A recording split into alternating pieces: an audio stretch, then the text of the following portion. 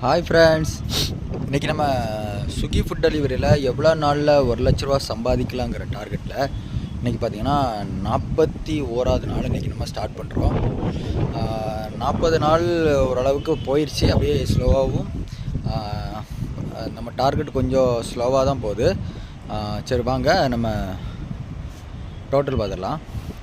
கிட்டத்தட்ட இப்போ பார்த்திங்கன்னா ஒரு 4 நாளாகவே வந்து பார்த்திங்கன்னா 1800 சம்திங் தான் நமக்கு பேமெண்ட்டே வந்துட்டுருக்கு.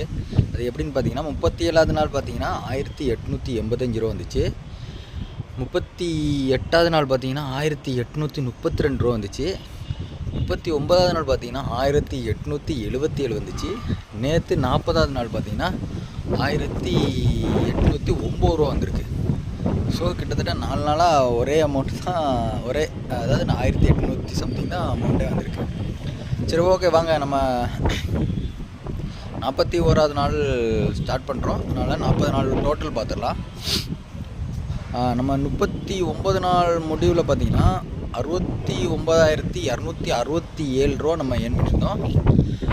அப்புறம் நேற்று 40வது நாள் பார்த்திங்கன்னா 1809 ரூபா ஏர்ன் பண்ணியிருக்கோம்.